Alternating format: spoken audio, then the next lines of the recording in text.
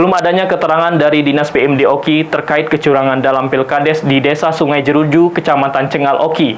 Maka, dalam waktu dekat DPRD Oki akan memanggil Dinas PMD untuk meminta kejelasan terkait kejadian tersebut.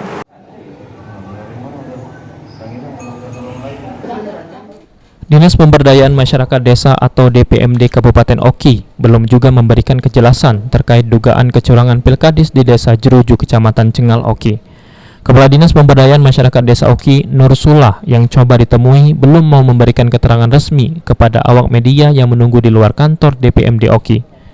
Dengan hal tersebut, Ketua DPRD Oki, Abdianto, yang dihubungi via telepon, dalam waktu dekat akan segera memanggil Dinas Pemberdayaan Masyarakat Desa atau DPMD untuk meminta kejelasan duduk perkara dugaan kecurangan Pilkades di Desa Jeruju, Kecamatan Cengal Oki.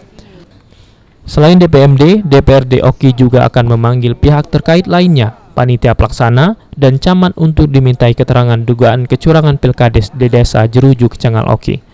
DPRD menghimbau masyarakat Desa Jeruju untuk tenang dan yakin bahwa laporan ini akan ditindaklanjuti sesuai dengan peraturan dan perundang-undangan yang berlaku.